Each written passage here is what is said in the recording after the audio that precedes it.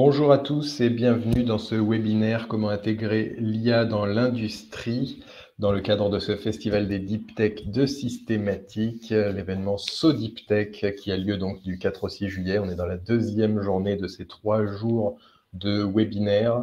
On a 10 webinaires par jour sur des sujets liés au Deep Tech, sur l'offre de Systématique, l'offre business, RH, financement, projet, fiscalité, Europe, distribution et évidemment technologique.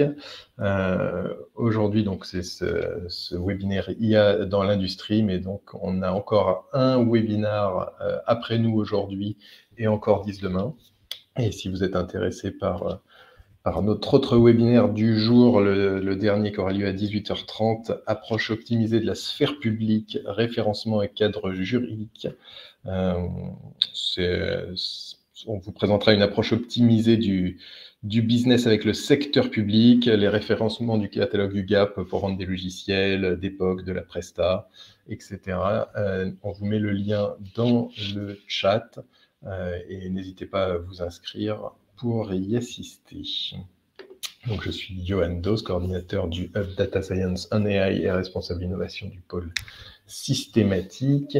Et j'accueille pour ce webinaire Comment intégrer l'IA dans l'industrie Juliette Mattioli, Margot Couérard et Ali Boulaye pour de Air Liquide pour justement une table ronde sur le sujet. Juste dernière petite règle, les rappels pratiques. Vous pouvez utiliser le chat pour échanger entre vous. Et si vous voulez interroger nos intervenants, vous utilisez bien l'onglet questions et pas le chat. Il y a un onglet questions dédié. C'est sur cet onglet qu'on se basera pour, à la fin du webinaire, poser les questions à chacun des intervenants. Voilà, une fois que ces petites règles sont données, encore bonjour à tous et je vous cède la parole et notamment à toi, Juliette, qui va animer cette table ronde. Bonjour à tous. Donc, comme l'indique ce slide, je suis Juliette Mattioli. Je travaille pour Thales et je vais être l'animatrice de cette table ronde avec mes deux compères, mes deux panélistes. Et j'espère qu'on va passer un très, très bon moment ensemble. Donc, je laisserai Margot et Habib se présenter ensuite. Comme le sujet, c'est comment intégrer l'intelligence artificielle dans l'industrie, je voulais d'abord commencer par la base, les basiques. Mais qu'est-ce que l'intelligence artificielle? On en entend beaucoup parler. Pour moi, l'intelligence artificielle, c'est une discipline qui permet de donner des capacités cognitives à un système artificiel. Et quand on parle de capacités cognitives, aujourd'hui, on pense beaucoup à la perception, la reconnaissance d'objets, à l'identification, au langage. Mais il ne faut pas oublier toutes les capacités de type compréhension, abstraction, synthèse, raisonnement, aide à la décision, anticipation, planification, action, plutôt pour le domaine de la robotique. Alors, l'intelligence artificielle, comme beaucoup de disciplines logicielles, prend en entrée des inputs qui peuvent être des data, donc des données brutes, mais ça peut être aussi des informations avec un peu plus de sémantique ou de la connaissance. Alors, un exemple très, très simple, c'est la donnée 38, c'est un nombre, c'est une donnée. Si je commence à dire 38 degrés, je donne de l'information puisque je sais maintenant qu'il s'agit d'une température. Mais avec la connaissance, si je sais que cette température, elle est dans un contexte médical, 38 degrés pour un patient, ça veut dire de la fièvre. Mais si je suis dans un contexte industriel, 38 degrés, c'est peut-être la température qu'a une machine de production et c'est tout à fait normal. Donc, il faut bien voir qu'on parle beaucoup de données, mais l'intelligence artificielle utilise aussi des informations et des connaissances. Alors, cette discipline, en fait, elle est constituée de beaucoup de disciplines et repose sur deux grands paradigmes, même un peu plus, mais au moins deux grands paradigmes. Un dont on entend parler beaucoup en ce moment, qui est le paradigme de l'IA dirigée par les données, dans lequel on va retrouver des technologies de type apprentissage, réseau de neurones, reconnaissance de forme, apprentissage profond, apprentissage par renforcement, toutes ces technos-là, qui est très proche et connexe aux sciences des données. Et la philosophie de cette approche-là, c'est de prendre des données et essayer d'en inférer des propriétés ou d'en inférer de l'information grâce à un système artificiel, donc en général de l'apprentissage, pour pouvoir ensuite aider à la décision. Mais il y a un autre paradigme plus ancien, enfin moins connu, moins à la mode aujourd'hui, qui est le paradigme de l'IA à base de connaissances, qu'on appelait aussi IA symbolique ou pour les vieux comme moi, good old-fashioned AI. Et là, c'est une autre façon de faire. C'est on a une représentation ou un modèle au sens symbolique du terme de ce que l'on veut résoudre, et on en déduit une action ou une solution ou une décision. Alors, la vraie vie, c'est un peu les deux. Quand on raisonne aussi bien avec de l'exemple, et on apprend à reconnaître des choses, comme un enfant à qui la mère présente une pomme, une deuxième pomme, une troisième pomme. Le cerveau se met à avoir un modèle conceptuel de la pomme et il reconnaîtra les pommes même si elles ne sont pas aussi rouges que celles que sa mère lui a montrées. Et puis de l'autre côté, on apprend aussi à l'école des règles, des théories qui nous donnent de l'expertise, et c'est comme ça qu'on arrive à résoudre des problèmes de mathématiques, par exemple. Mais nos problèmes sont complexes en industrie, très souvent très très complexes, et on a besoin des deux approches. Un exemple où on a besoin des deux, c'est les traducteurs automatiques, où si on n'avait que des règles linguistiques, Pays-Bas en anglais ne se traduirait pas Néderlande, et si on n'avait que des exemples, on ne pourrait pas construire des phrases avec un certain style. Donc ça, c'est juste pour poser le cadre de la couverture de l'intelligence artificielle. Et pour rentrer dans le vif du sujet d'aujourd'hui, on va commencer par les exemples. Donc, c'est un petit peu différent de l'ordre du jour qui a été présenté dans l'annonce, et par des cas d'usage. Et donc, je vais donner la main à Habib, qui va commencer par se présenter et qui va présenter les cas d'usage d'Air Liquide. La parole est à toi. Merci, Juliette. Ouais. Merci, Juliette. Merci à tous. Je m'appelle Habiboullah, je suis responsable de l'équipe Data Intelligence de la R&D. Je suis senior expert IA chez Air Liquide. Donc, je suis vraiment ravi de pouvoir vous parler des usages d'IA chez Air Liquide. Air Liquide a une diversité d'activités. Pour pouvoir comprendre les enjeux et les opportunités qu'on a avec l'IA, je vous propose de voir les différentes étapes là qui sont de la production d'une part, où on a des usines qui sont, on va dire historiquement, tout ce qui est usines de séparation de l'air, qui nous permettent d'accéder finalement aux molécules de type azote, de type oxygène. Et ensuite, on a d'autres nouvelles usines, en fait, avec la transition énergétique dans laquelle Air Liquide est fortement impliqué avec des ambitions très élevées, où on a des sujets de décarbonation et des nouvelles usines comme tout ce qui est électrolyseur qui permettent finalement de produire l'hydrogène. Ensuite, une fois qu'on a passé cette étape de production, on a la partie distribution pour tout ce qui est grande industrie, les raffineries, les aciéries, et tout ce qui est métallurgie, où on va avoir des usines installées à proximité de ces industries-là avec des pipelines qui les livrent directement. Ensuite, on a un autre moyen de livraison qui vont être plutôt pour des clients intermédiaires, remplir les tanks avec des citernes. Et ensuite, on a des bouteilles qui sont conditionnées pour pouvoir livrer des clients de taille moyenne ou plus petite, comme les soudeurs. Donc, différents usages, allant de l'aéronautique, à l'électronique, énormément d'usages en fait. Bon, quelques exemples sur la santé, ou aussi tout ce qui est aujourd'hui la mobilité verte, la surgélation des produits, hein, dans tout ce qui est food, en fait, l'alimentaire. Maintenant, sur tous ces aspects-là, sur toutes ces applications, on a des défis qui sont énormes sur lesquels l'IA représente vraiment des opportunités. On a tout ce qui est enjeu de maintenance sur les usines d'air liquide. Donc, ça va être, classiquement, on avait tout ce qui est maintenance corrective, systématique, et de plus en plus, on est passé vers le prédictif, en fait. Donc, avec des alertes en utilisant la connaissance de l'expert, hein, avec des règles simples au départ.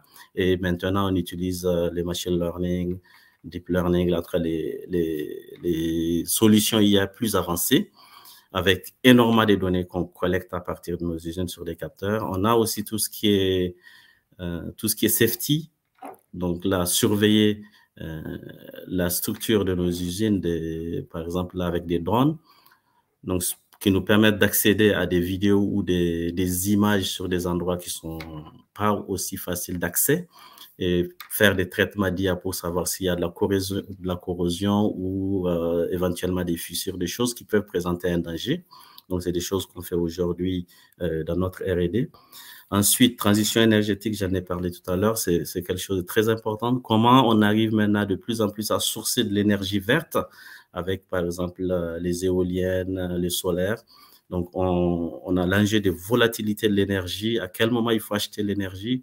Donc là, on a des IA qu'on développe pour pouvoir faire du forecast. On en a certains déjà qui sont déployés et on est en train de travailler encore sur ce sujet-là pour renforcer cette partie-là. Les électrolyseurs, enjeu d'efficacité, cycle de vie. Donc là, effectivement, c'est des solutions pour monitorer. C'est les stacks qui font l'électrolyse pour être sûr qu'ils continuent à être efficaces, à quel moment il faudra les changer. Ensuite, sur la partie distribution, donc le forecast, hein, tout ce qui est prévision, très important aussi parce que c'est ce qui nous permet de nous assurer de livrer nos clients au bon moment et aussi d'activer finalement la production, les stockages. Donc, plusieurs outils de forecast déployés avec des solutions plus ou moins complexes.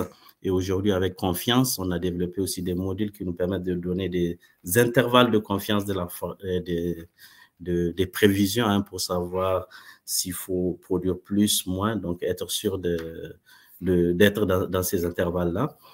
Ensuite, d'autres sujets sur la computer vision, le comptage des bouteilles dans nos filling centers, dans nos centres de conditionnement, où quand les camions arrivent, on va compter le nombre de bouteilles vides et quand il va repartir, on pourra aussi compter automatiquement avec des caméras ces bouteilles-là. Sujet aussi important sur les routings, vu que on est sur les routes aussi pour livrer nos clients, être sûr que chaque client va avoir son produit au bon moment. Donc, comment optimiser ces trajets-là? Donc, voilà, ça, c'est aussi des sujets importants. Pour les usages côté client, proche du client, on a une activité, pour citer juste quelques exemples, là, une activité santé qui est très importante, qui va de la prise en charge, bon, déjà la livraison des gaz à l'hôpital, enfin, aux hôpitaux, tout ce qui est oxygène, la prise en charge aussi de patients à domicile. On a une activité télémédecine qui est développée, hein, tout ce qui est soins à domicile, notamment prévention des risques pour des patients insuffisants respiratoires qui ont besoin d'oxygène. Aussi tout ce qui est apnée du sommeil, s'assurer que le patient il est compliant, il est adhérent à son traitement, ou encore des sujets sur le diabète. D'autres solutions qu'on développe pour des clients qui sont un peu plus petits pour pouvoir les digitaliser. Par exemple, si je prends le food, c'est une caméra qui va estimer la charge sur le tapis et puis contrôler les débits d'azote, de surgélation, pour permettre d'être plus performant, plus efficace. Des sujets de pricing, appliquer les bons prix.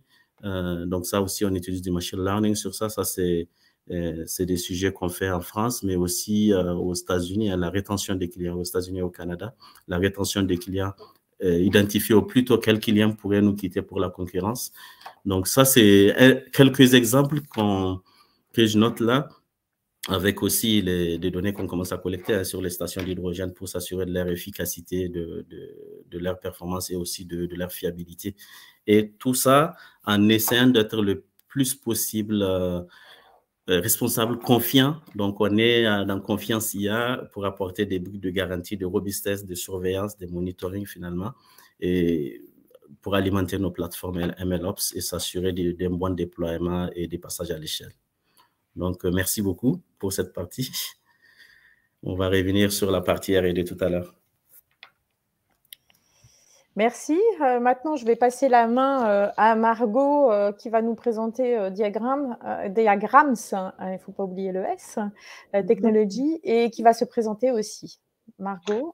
Bonjour à tous, donc Margot Correa, moi je suis la cofondatrice et la directrice générale de Diagrams. Avant toute chose, je suis ravie d'être invitée parmi cette table ronde auprès de grands industriels comme Thales et Air Liquide, sachant que nous, donc voilà, on a créé, donc Diagrams est une start-up dédiée à l'analyse de données pour améliorer les performances industrielles. Pour donner un petit peu voilà, le petit clin d'œil sur notre nom, Diagrams, c'est en clin d'œil aux études RAMS dédiées à la maintenance qui transmettent en fait les informations liées à tout ce qui est reliability, availability, maintainability and safety, d'où le fait de ne pas oublier le S dans la prononciation. La sécurité des opérateurs est toujours quelque chose de central. Et donc nous aujourd'hui, donc chez Diagrams, on vient en fait développer des analyses prédictives pour répondre aux enjeux de nos clients industriels, qui sont majoritairement des industriels qui disposent d'usines. Et donc, on vient répondre à leurs différents enjeux liés à la disponibilité des outils de production. Donc, typiquement, on vient faire de la maintenance prévisionnelle pour détecter le plus tôt possible des anomalies de fonctionnement, diagnostiquer les problèmes et pouvoir anticiper voilà, les différents sujets qui peuvent intervenir sur leur outil de production.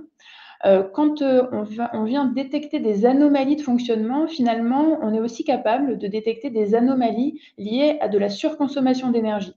Donc, c'est pour ça qu'on adresse ce deuxième pilier lié à l'efficacité énergétique, avec les mêmes données finalement en entrée. On a des clients qui nous demandent de les accompagner pour venir anticiper, prédire tout ce qui est pic de pollution pour améliorer leur traitement de rejet. Donc, je vous présenterai en détail un projet juste après.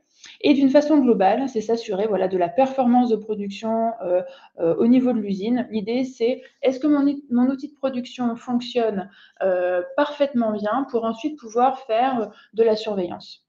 Donc, nous, concrètement, ce que nos clients attendent, c'est vraiment de pouvoir optimiser leur TRS, optimiser les coûts, mais aussi le planning de maintenance. Il y a vraiment, dans l'approche, c'est vraiment de pouvoir vraiment faciliter la vie des opérateurs sur le terrain et de pouvoir voilà, optimiser également la durée de vie des équipements sur le site. Alors, on a des clients dans différents secteurs industriels, sur différentes typologies de machines. Nous, notre métier, ce n'est pas de venir installer des capteurs, mais de venir analyser les données qui sont déjà présentes dans les automates industriels et dans les différents logiciels voilà, de supervision au niveau des usines. Aujourd'hui, on compte voilà, des cas d'usage sur des équipements dans l'agroalimentaire, par exemple, sur des machines tournantes. On travaille avec des équipementiers sur des chaudières industrielles, dans l'automobile, sur de la robotique, voilà, des clients dans l'énergie. Et je voulais vous présenter un cas d'usage particulier sur un client qui en fait gère une unité de valorisation énergétique. Donc concrètement, ils viennent brûler nos déchets. La particularité sur ce projet, c'est que en fait, les déchets, on ne sait jamais, ça fluctue énormément en fonction de ce que l'on consomme. Donc, notre client nous a demandé de venir faire la surveillance de l'ensemble de leur installation, mais d'aller un cran plus loin en les accompagnant pour prédire quand est-ce qu'il va y avoir des pics de pollution générés par le fait que dans l'incinérateur, il va y avoir par exemple une explosion de différents déchets. Et ça va avoir un gros impact parce qu'évidemment, il y a une réglementation à respecter en fonction des normes de rejet qu'on peut avoir tous les jours. Et quand il y a un pic de pollution comme ça qui intervient, il faut venir injecter de la soude pour venir faire baisser ce pic-là. Et cette matière, la soude, déjà, c'est pas bon pour la planète et en plus, ça coûte cher. Donc, l'enjeu de notre client, c'était vraiment de venir prédire quand est-ce qu'il va y avoir un pic de pollution et surtout l'accompagner en voyant la juste quantité nécessaire de soude pour venir faire diminuer ce pic. Donc, on a bâti voilà, des modèles qui nous permettent de venir faire un apprentissage sur une durée de temps extrêmement courte, puisque les déchets n'arrêtent pas de changer voilà, au cours du temps. Donc, on fait un apprentissage sur 2 minutes. En 2 minutes, on apprend le fonctionnement voilà, de ce qui passe dans l'incinérateur et on fait une prédiction sur les deux minutes suivantes. Sur ce projet-là, donc, on a déployé nos algorithmes au pied des machines pour faire cette prédiction-là. Et en 2 minutes, vous imaginez bien qu'on n'a pas le temps d'alerter un technicien pour venir intervenir. Donc, ce que notre client nous a demandé, c'est de faire de la commande prédictive. C'est-à-dire, on est capable aujourd'hui de prédire que dans 2 minutes, il va y avoir un pic de pollution et la durée du pic en fonction des signaux en entrée qu'on analyse. Et donc, on vient prendre la main sur les vannes au niveau de leur installation pour modifier la commande et dire, bah voilà, je sais que mon pic, il va avoir telle intensité, donc j'ai besoin de tant de matière de soude pour venir baisser, faire baisser ce pic-là. Et donc là, les résultats sur ce projet, c'est qu'on leur a fait économiser 30% sur leur consommation de soude et on leur a fait diminuer également de 30% l'occurrence de pic sur ce projet-là. Donc, vous voyez, on peut adresser à la fois, c'est hyper intéressant, des enjeux de maintenance prédictive, mais également d'avoir un impact vraiment sur la partie énergétique et environnementale. Et en tout cas, c'est des valeurs qui sont importantes dans l'entreprise. Merci. Alors, je vais quand même expliquer un petit peu nos cas d'usage chez Thales. Alors, l'IA, pour nous, s'applique dans tous nos verticaux, hein, que ça soit dans le domaine de l'aéronautique, la défense, la sécurité, l'identitaire, le spatial, mais aussi pour nos propres besoins. Alors, dans le domaine de l'aéronautique, on peut voir des travaux et de plus en plus d'intégration de l'IA autour de la gestion du trafic aérien ou de la digitalisation de ce qu'on appelle les NOTAM, c'est-à-dire la valise du pilote, hein, qui a énormément de documents et donc pour l'aider à étudier ces documents qui préparent le vol. On peut aussi, il y a aussi des études qui utilisent de l'intelligence artificielle pour optimiser les trajectoires d'avions et en particulier pour diminuer ce qu'on appelle les traînées humides parce que lorsqu'il fait beau, un avion laisse ce qu'on appelle les contrails, les traînées humides, mais lorsque la densité de ces traînées humides est trop importante, ça a un impact sur la couche d'ozone. Donc, c'est aussi un moyen de rendre plus verte l'aéronautique. Bon, dans la défense, il y a énormément d'usages. On peut penser au combat collaboratif, on peut penser à la gestion de missions, on peut penser aussi à des algorithmes de détection et de détection de menaces pour nos capteurs, qu'ils soient radar ou sonar. Du côté de la sécurité, alors c'est aussi bien la sécurité des personnes et la sécurité au sens cybersécurité. Donc, l'IA pour la cybersécurité, il y a énormément d'applications, mais aussi pour la sécurité des personnes ou la biométrie. L'espace, il y a beaucoup d'applications sur l'imagerie satellitaire et en particulier pour observer la Terre et le changement et l'impact du changement climatique sur la Terre, mais aussi pour la gestion des satellites, des constellations de satellites, ou même quelque chose de nouveau, c'est la gestion du trafic satellitaire et en particulier pour éviter les débris des satellites. Et enfin, qui est quand même la thématique de la journée, c'est l'IA, non pas au service pour développer de nouvelles solutions, mais pour nos besoins propres. Donc, on développe de plus en plus des technologies à base d'IA pour améliorer notre ingénierie, pour améliorer toute la phase d'industrie avec des actions autour, mais c'était un peu ce qui a été présenté avant, du yield management, donc pour réduire la non-qualité dans des chaînes de production, pour enrichir alors industrie 4.0, industrie 5.0 avec l'humain dans la boucle ou l'industrie du futur, mais aussi pour le maintien en conditions opérationnelles avec des activités autour du HUMS, Health and Usage Monitoring System. Donc, c'est des exemples qui ont été aussi donnés par mes deux panélistes. Et puis enfin, une chose qui est quand même très importante, c'est l'IA au service de la gestion de la connaissance ou de tout ce qui est intelligence technologique ou économique. Donc là, on est plutôt avec d'autres techniques que le machine learning, mais on utilise pas mal d'intelligence artificielle pour ce genre de choses.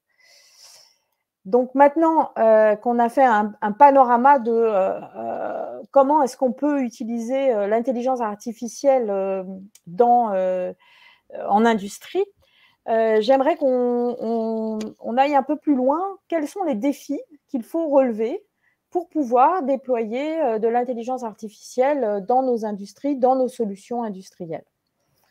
Donc, Habib, Oui. Quels sont les défis pour Air Liquide?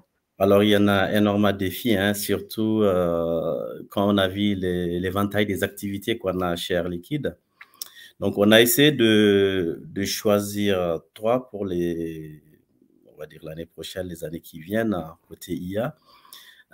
Premièrement, c'est tout ce qui est hybridation de l'intelligence artificielle. Donc, là, aujourd'hui, on a eu, on va dire, une tendance à beaucoup travailler sur la donnée, collecter de la donnée, des IA basées sur la donnée, et on se rend de plus en plus compte quand même que les modèles physiques, les connaissances experts contiennent énormément d'informations, sachant que la donnée qu'on collecte n'est pas toujours parfaite, elle n'est pas toujours fiable. Donc, maintenant, c'est plutôt de revenir sur l'hybridation de ces modèles-là pour pouvoir tirer parti des différentes sources en fait de données. Donc, ça va permettre de fiabiliser mieux les assets en utilisant par exemple tout ce qui est Physics Informed Networks, donc de modèles qui combinent finalement les modèles physiques et les modèles de machine learning.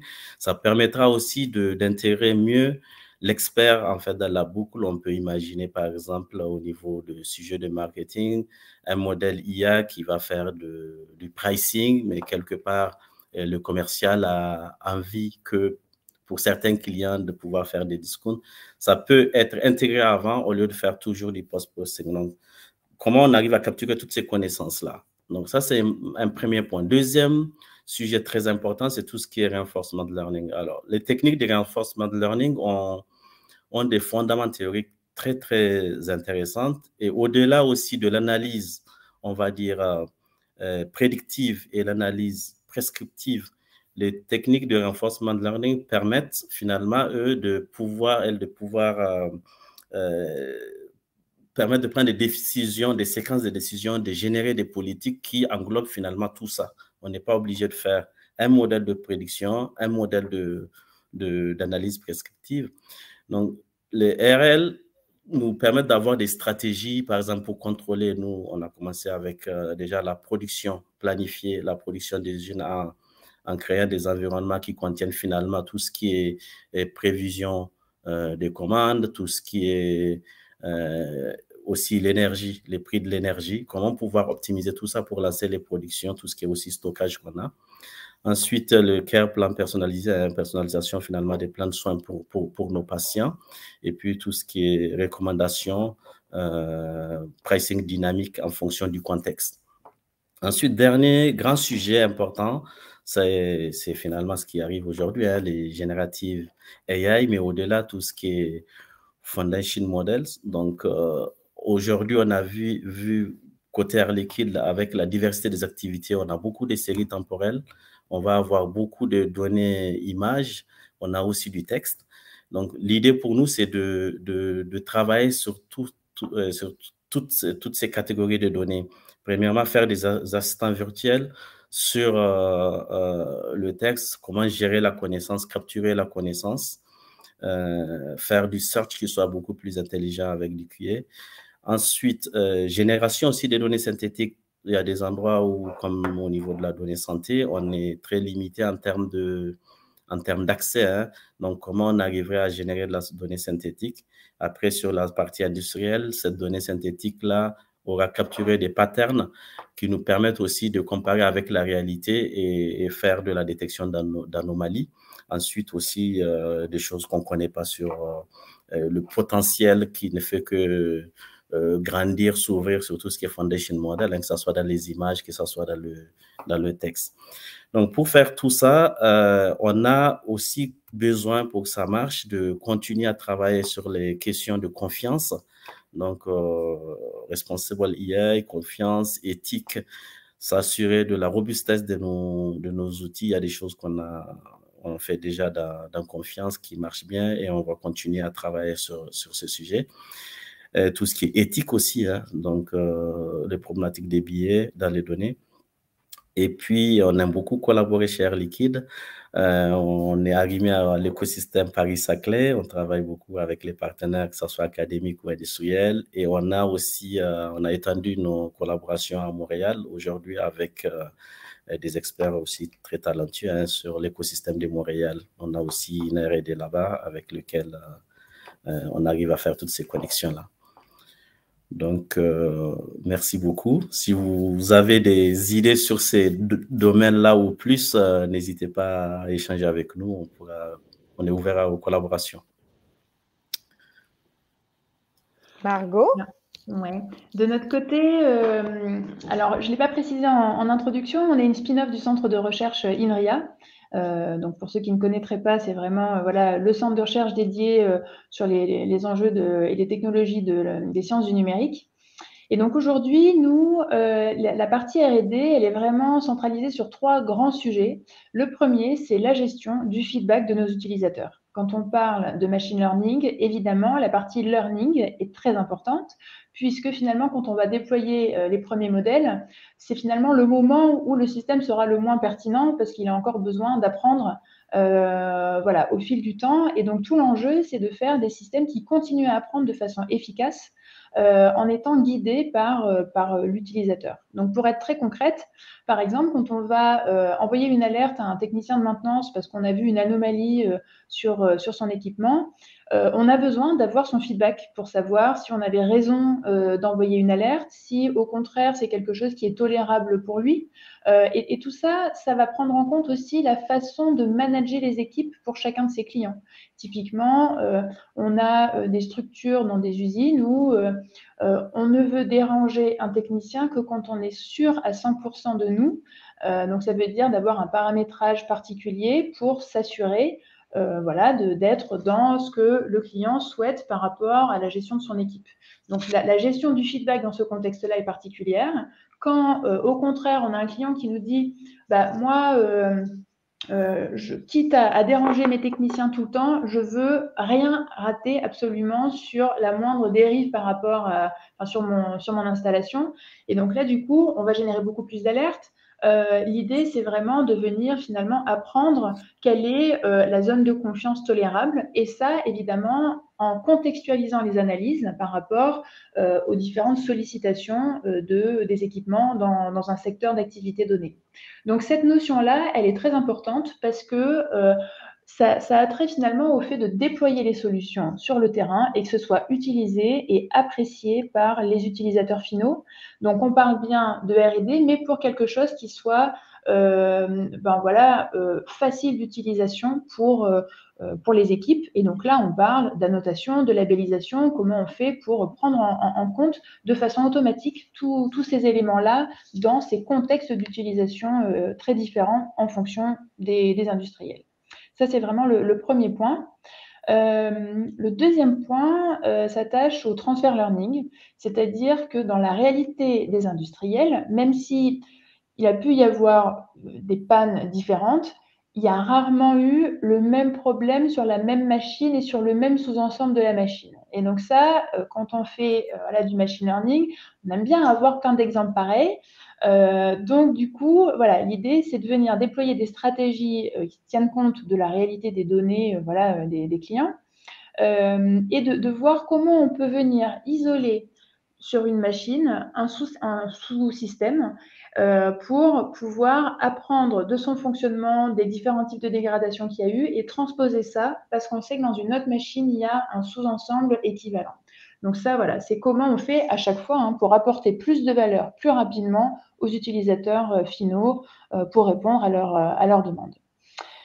Un troisième point qui est très important, c'est l'aspect cybersécurité. Là, ça revient également à l'aspect de déploiement des solutions. Comment on fait pour être compliant par rapport aux différentes exigences des industriels. Quand on vient analyser de la data, alors on a, nous, deux versions. On est capable de venir intégrer nos algorithmes au pied des équipements. Donc, tout se fait en local chez le client, mais on a aussi notre solution en SaaS avec un abonnement qui nous permet de proposer un abonnement, un monitoring complet, la gestion du dashboarding et des alertes. Et donc, ça nécessite de venir lire la donnée. Et donc là, il y a tout un aspect de cybersécurité à prendre en compte, d'audit à réaliser et de s'assurer que de la robustesse aussi de nos technologies par rapport aux enjeux d'attaque cyber, de pouvoir bien cloisonner aussi dans l'aspect de développement logiciel. On est soumis à la réalisation de pentests pour s'assurer que les données, quand on est connecté chez un client, on ne peut pas aller piquer les données dans notre client. Donc ça, c'est la réalité de déploiement et ce que les clients nous demandent pour pouvoir déployer nos solutions chez elles. Donc vous l'avez vu, on a un vrai ADN R&D, on est issu de la recherche et toute l'équipe est structurée autour de cette envie aussi d'appliquer les technologies aux enjeux industriels. Mais toutes nos briques technologiques sont vraiment aussi orientées sur comment l'utilisateur peut avoir accès à une solution qui évolue dans le temps, qui respecte les codes de sécurité et qui lui permettent d'avoir de la valeur plus rapidement grâce à nos outils. Et on a donc un partenaire de renom avec nous puisque on est un bébé INRIA, mais on garde des liens très importants avec eux, même si on a d'autres échanges avec d'autres centres de recherche. Mais voilà, on a un lien d'affection particulier avec eux. Merci. Alors, pour compléter un peu ce panorama des grands défis, en fait, pour Thales, qui fait des systèmes critiques au sens safety critical, donc critique pour la vie ou les personnes, mission critical ou business critical, il faut absolument répondre à des questions qui ont d'ailleurs été soulevées par Habib et Margot. La première, c'est que le système doit être valide. Donc, le système doit être valide, c'est-à-dire que le composant IA et le système doit faire ce qu'il est supposé faire, ça c'est le minimum, tout ce qu'il doit faire, et seulement ce qu'il doit faire, ce qui peut commencer à poser des problèmes, surtout quand on commence à vouloir déployer de l'IA qui apprend en continu. Donc, il faut absolument vérifier, valider, démontrer, et surtout quand on est dans un système critique qui va se faire qualifier et certifier, qu'au moins le système est valide. Ensuite, il faut que le système, comme on l'a vu, soit robuste et cybersécure. Donc, alors robuste à la fois aux attaques cyber, donc ça reprend ce que vient de dire Margot, mais aussi robuste à du mauvais usage, parce que le pilote peut aussi se tromper. Il faut quand même qu'il y ait des garde-fous. Donc là-dessus, il faut pouvoir déployer des moyens pour garantir cette robustesse ou éventuellement avoir des moyens de résilience pour permettre de revenir à la normale. Alors, nos systèmes, dans nos systèmes ou dans nos solutions, il y a souvent et la plupart du temps un homme dans la boucle, hein. J'ai parlé de Industrie 5.0 avec l'homme dans la boucle et pour ça, il faut impérativement que, nos composants à base d'IA soient, explicables et transparents. Alors, explicable, pour, 3 types, d'usagers. Le premier, c'est, à minima pour le développeur, pour qu'il puisse comprendre ce qu'il est en train de faire et quels sont les résultats, du composant qu'il est en train de développer. Le deuxième, c'est pour l'utilisateur. Donc ça nécessite de fournir une explication, dans le langage de l'utilisateur et pas, simplement, comme on voit, certaines publications, scientifiques, où on voit un halo autour de ce qu'a appris le réseau de neurones. Donc là, on veut vraiment des explications au sens contextuel et dans le langage métier. Et puis, il y a les dernières explications qui sont les explications pour les auditeurs. Et en particulier, si jamais il y a eu un problème, hein, puisqu'on fait des systèmes critiques, pour ceux qui vont essayer de faire de l'analyse post-mortem de la défaillance. Mais de toute façon, cette exigence d'explicabilité pour les systèmes dits à risque va devenir incontournable, en particulier avec les nouvelles réglementations et au travers de l'AI Act. Donc, ce qu'on veut, c'est des systèmes qui soient aussi responsables, donc en conformité avec l'éthique, mais aussi en conformité avec les exigences de développement durable, en conformité avec la loi, donc respect de la privacy et ce genre de lois imposées, des standards, et puis de tous les environnements régulatoires comme les AI Act qui va arriver. Donc, ça veut dire aussi mettre en place de la gouvernance de la donnée, la gouvernance des modèles. Et puis, ça veut dire aussi de garantir donc la fiabilité de nos systèmes, la sécurité de nos systèmes au travers d'approches qui ressemblent beaucoup à l'ingénierie de la safety, donc au travers d'approches de type assurance qualité.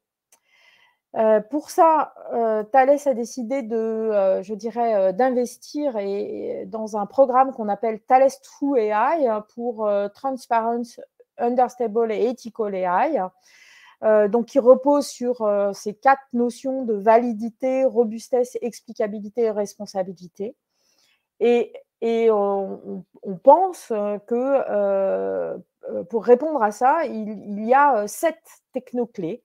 Donc, il y a l'IA hybride qui a été largement développée par Habib, donc on est parfaitement d'accord.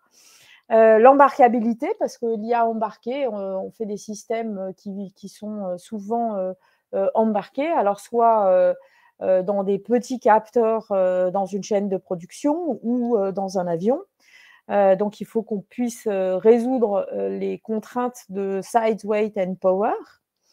La frugalité, aussi bien la frugalité en données, parce que parfois dans nos métiers, surtout dans la défense, on n'a pas forcément des millions de données, mais on n'a que quelques exemples. Donc, on va beaucoup travailler sur ce qu'on appelle le one-shot learning ou le few-shot learning.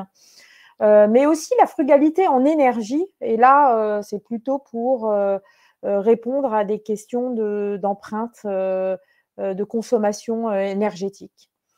L'apprentissage par renforcement, qui a été longuement aussi souligné par Habib, le dialogue humain-IA et les nouvelles approches de type large language model peuvent nourrir ça, donc, ou tout ce que a dit Margot sur le feedback utilisateur, ça rentre là-dedans.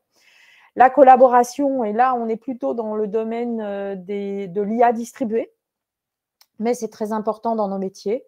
Et enfin, pour tout ça, et Habib l'a beaucoup mentionné, il nous faut revisiter toutes les ingénieries pour développer l'ingénierie de l'IA de confiance. Alors, on fait ça avec des partenaires. Habib a mentionné le programme confiance.ai, qui est un des grands programmes du grand défi national pour la certification de l'IA.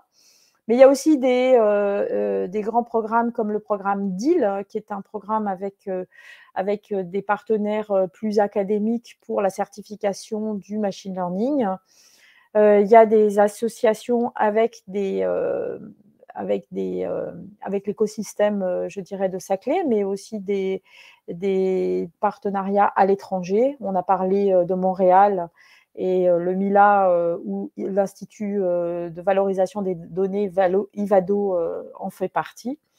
Donc, ce sont des grands défis qu'il va falloir relever, pour lesquels l'écosystème de Saclay est quand même très, très bien positionné, hein, je tiens à le dire, puisque c'est quand même un deep tech systématique et complètement aussi en lien avec la roadmap du hub DSAI, donc Data Science et IA.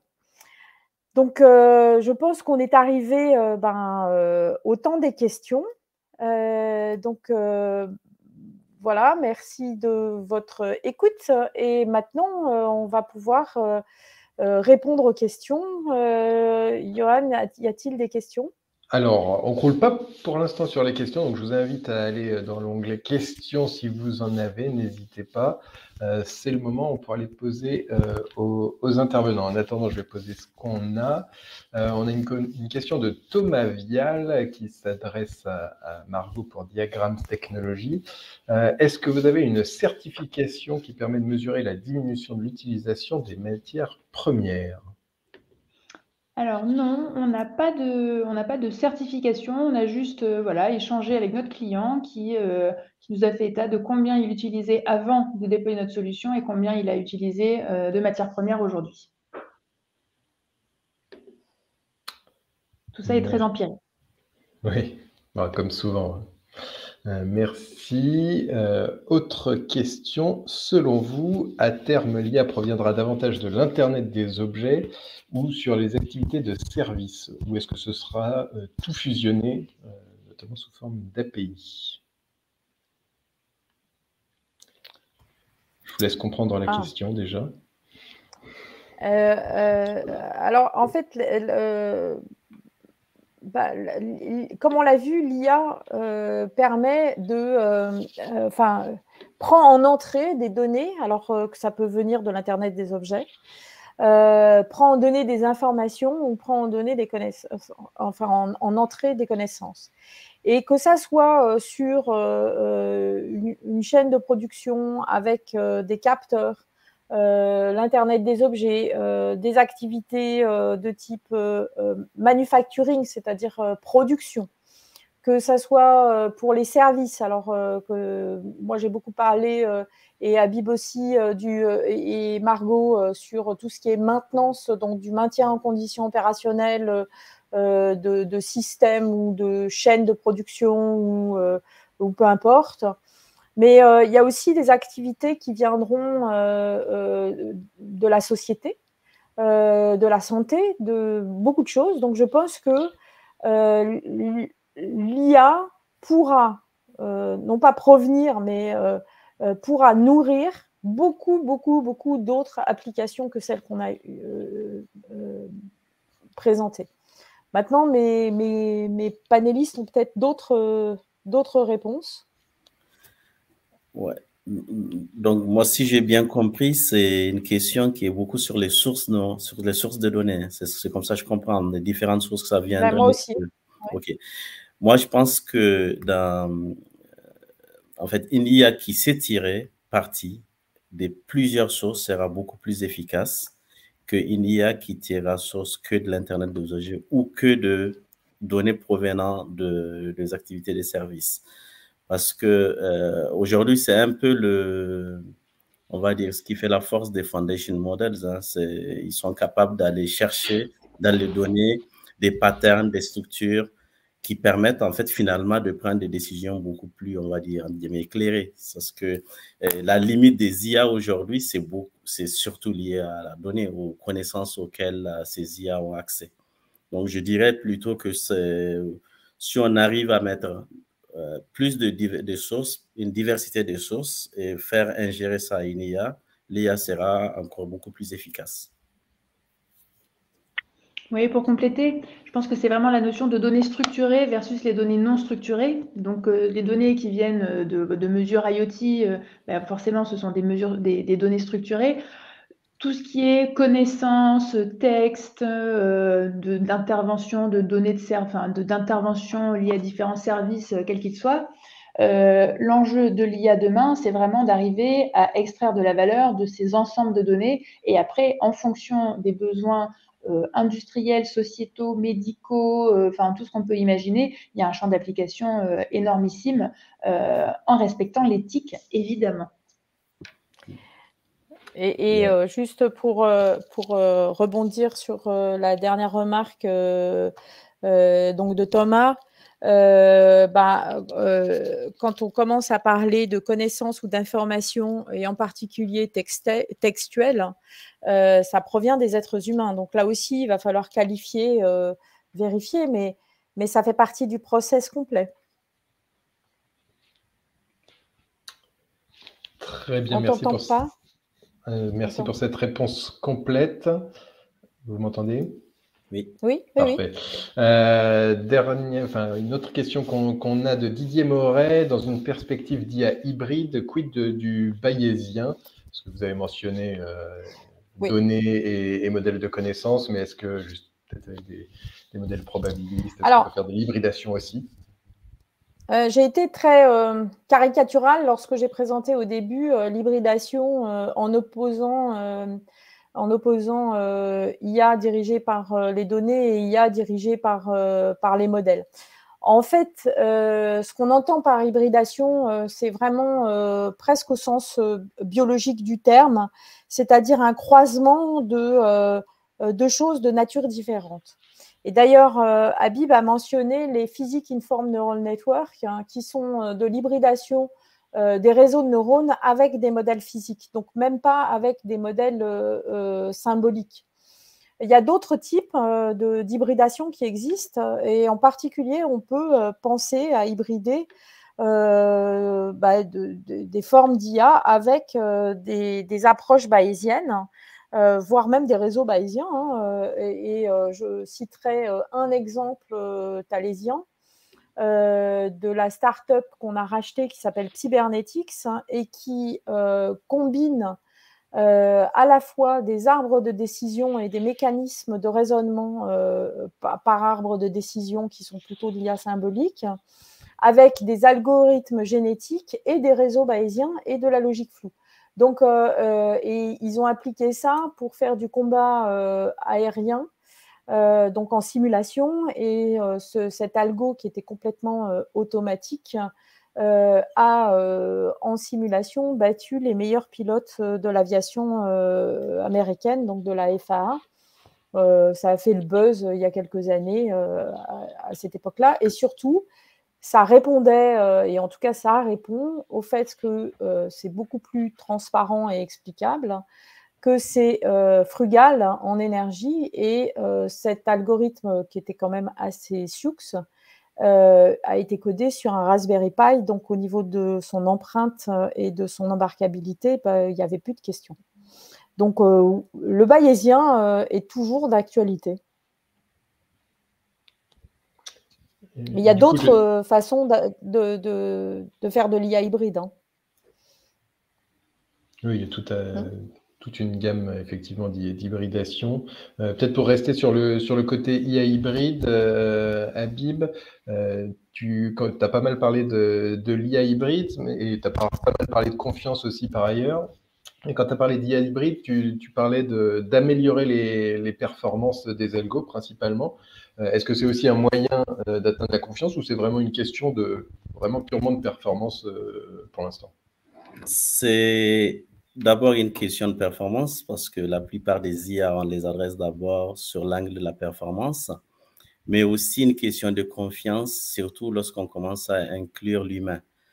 Donc, quand on commence à avoir les connaissances de l'humain, en fait, des experts qui viennent, on va dire, cadrer Tout ça, notamment, en fait, lever les billets. Hein. Il y a souvent beaucoup de billets dans les données. Les billets dans les données, souvent, c'est les humains qui arrivent à les corriger. Donc, si on arrive à intégrer la connaissance humaine directement dans la prise des décisions, ça permet notamment d'augmenter la confiance aussi.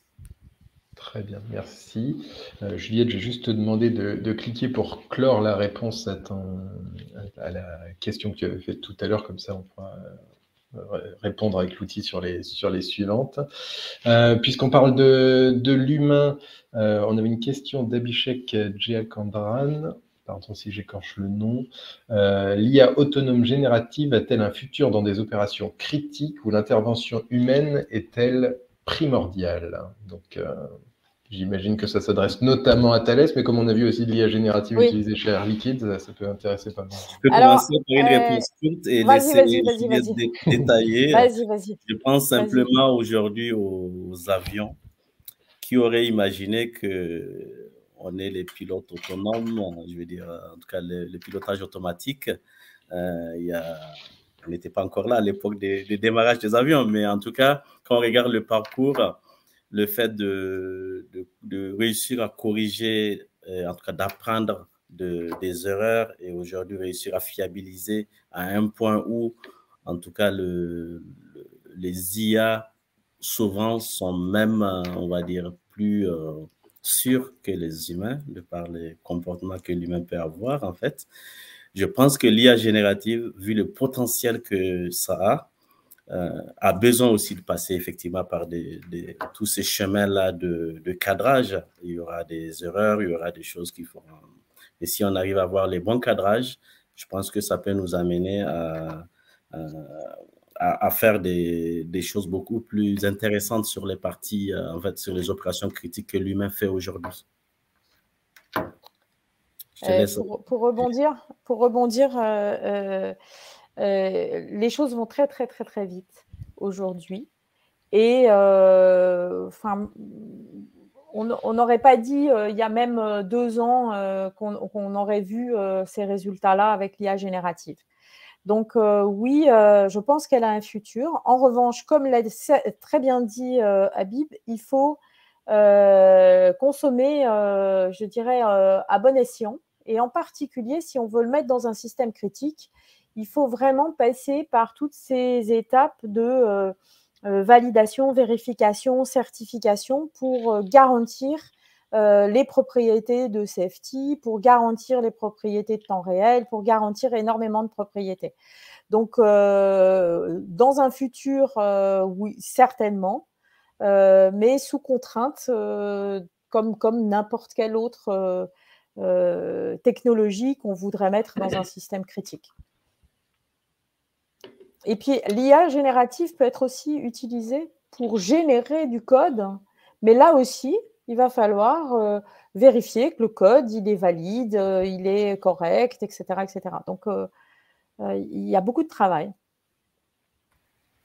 Il semble que bientôt 80% du code sera généré par l'IA générative et 20% seulement par les humains. Voilà. Ça va changer le mode de travail, en effet. Juste puisqu'on parle IA générative, je vous rappelle que il y a un appel à projet commun pour l'IA générative là, qui est ouvert jusqu'au 24 octobre. Donc là, je m'adresse à la fois à ceux qui écoutent et ceux qui parlent. Si jamais il y a des personnes qui sont intéressées pour monter des projets collaboratifs sur l'IA générative, sur des cas d'usage d'un Air Liquide ou d'un autre, hein, j'ai vu qu'il y avait des choses, n'hésitez pas à me contacter et qu'on essaye de monter tout ça, mettre en relation. C'est aussi ça le but de Systématique, mettre en relation les différents acteurs sur ces sujets. J'enchaîne parce qu'il est déjà 18h30 et on a encore quelques questions. On va déborder un petit peu. On a une question de Dominique Potier sur les besoins en puissance de calcul. Quid de ces besoins? Et je compléterai peut-être aussi et de la consommation énergétique derrière ces besoins en puissance de calcul. Qui veut répondre? Moi, je peux intervenir en premier. C'est en fait un des enjeux importants, c'est d'identifier le bon dataset par rapport à la problématique ciblée. L'idée, c'est de ne pas venir prendre l'ensemble des données qui va venir alourdir le modèle énormément, demander une puissance de calcul hyper importante, alors que finalement, l'objectif, c'est de créer le pipe d'analyse parfaitement adéquat par rapport à la problématique de l'industriel. Et en ça, ça demande une expertise et d'avoir des data scientists qui puissent échanger avec les experts métiers justement pour bien comprendre quelles sont les variables importantes qui portent l'information pertinente par rapport à ce qu'on cherche à identifier, en l'occurrence sur une installation industrielle, pour ne pas venir s'encombrer de choses qui ne font que du bruit. Et donc, du coup, tout ça aussi, ça demande d'avoir des méthodes dédiées quand on a énormément, par exemple, de redondance, de capteurs différents. Donc, il y a vraiment tout un enjeu de cibler le bon jeu de données, analyser ça à la bonne fréquence de remontée pour ne pas, encore une fois, alourdir l'input. Et donc, ça demande d'avoir une expertise croisée à la fois en connaissances mathématiques, mais aussi industrielles. Alors, pour enfoncer le clou, je pense que ça demande en fait ce qu'on appelait autrefois une approche système. Donc, on commence d'abord par se poser la question quel est le problème que l'on cherche à résoudre. Ensuite, on se dit quelles sont les données pertinentes ou quelles sont les informations. Ensuite, on va se dire est-ce que l'apprentissage est la meilleure façon de faire ou il y a peut-être d'autres méthodes ou peut-être en passant par l'hybride, surtout si j'ai des contraintes énergétiques liées à l'entraînement ou voire je vais peut-être utiliser un transfer learning. Et tout ça, ça s'analyse de manière globale. Parce que c'est vrai que ce qu'on a vu, par exemple, des LLM, c'est des très, très beaux modèles, mais ils ont nécessité une consommation et une puissance de calcul énorme pour arriver là où ils sont. Donc, suivant le problème à résoudre, on n'aura pas forcément la même réponse. Merci. J'enchaîne avec la question suivante de Hamza Keroum. Est-ce qu'il y a des plateformes spécifiques que vous utilisez pour la mise en production des modèles ainsi que leur supervision? Donc, je ne sais pas si c'est pour Margot. Nous, on a des partenaires technologiques comme AWS, mais sinon tout est fait en interne et puis on fait en fonction des différents outils qu'utilisent nos clients. Donc, et puis je ne suis pas la CTO de la boîte, donc du coup, si vous avez des questions plus précises, il faudra voir avec mes associés. On utilise effectivement les plateformes AWS et GCP de Google aussi, mais on a aussi des développements qu'on fait, c'est surtout notre équipe Digital Factory qui développe sur des plateformes comme Airflow. Et derrière, l'idée, c'est de continuer à les alimenter avec des briques de confiance qui vont permettre de renforcer, on va dire, de favoriser en fait ces déploiements en toute confiance, en toute sécurité. Même réponse que mes camarades. Donc, il y a des choses suivant la criticité des données et la sensibilité du sujet, soit on utilise des plateformes externes, soit on a nos propres développements et notre propre plateforme. Allant au-delà de ce qu'on appelle le MLOps, puisque le MLOps, comme son nom l'indique, c'est beaucoup pour le machine learning, et en essayant d'avoir le même genre d'environnement pour d'autres technologies, comme pour la gestion des connaissances avec des ontologies, comme pour l'IA hybride, et en intégrant aussi des résultats qui viennent des programmes collaboratifs dans lesquels on est, et en particulier des briques et des méthodes qui viennent du programme Confiance. Merci. Et on va revenir avec la dernière question. On revient à la confiance.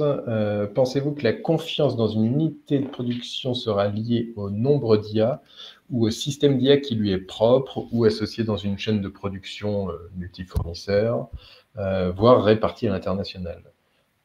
Nombre d'API, IA éthique ouvertes pour échanger avec d'autres.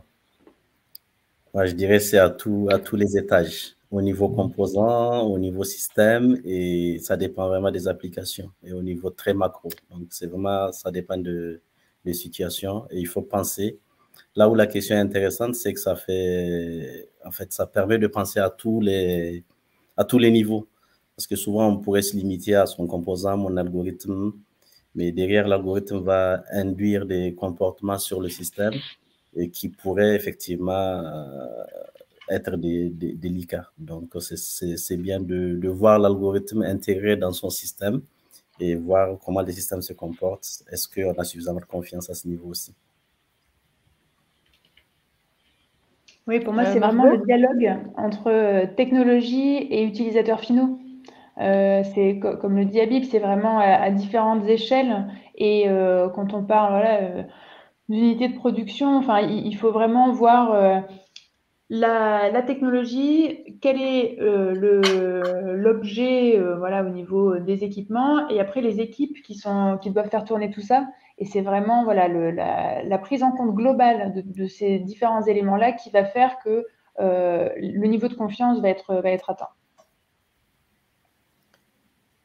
Et pour compléter, en fait, la confiance, c'est quelque chose qui est difficilement définissable. Hein. Et d'ailleurs, on l'a vu dans le programme Confiance AI, la confiance d'un point de vue safety, et on s'est intéressé qu'à ce domaine-là, a dénombré à peu près 130 attributs différents. Hein. J'en ai mentionné quelques-uns. Mais il y a d'autres attributs. On voit dans la question l'éthique aussi. Donc, c'est tous ces attributs-là. Et la question se pose après, c'est que pour avoir confiance, il faut pouvoir l'évaluer.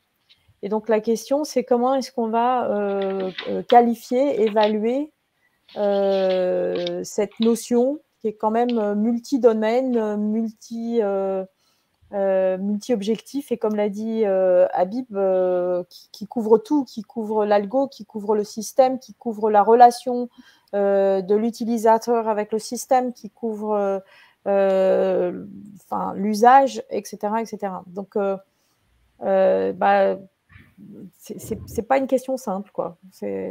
Mais au-delà de la confiance dépend d'eux, il y a aussi comment on va l'évaluer, qui est aussi une question ouverte.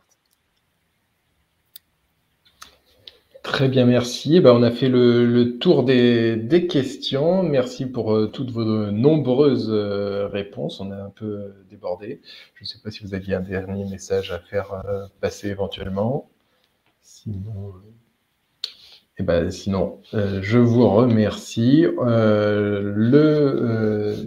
Les webinaires SoDeepTech, le festival SoDeepTech de Systématique, c'est pas terminé, ça continue tout de suite, et même depuis 9 minutes, on a le webinaire suivant qui a commencé sur l'approche optimisée de la sphère publique, référencement et cadre juridique, où ils présenteront une approche optimisée du business avec le secteur public, les référencements du catalogue UGAP pour vendre des logiciels, l'époque, de la Presta, et un outil de visibilité aussi qui est assez efficace, qui est Solène. Donc si vous êtes intéressé, connectez-vous, on avait mis le lien dans le chat.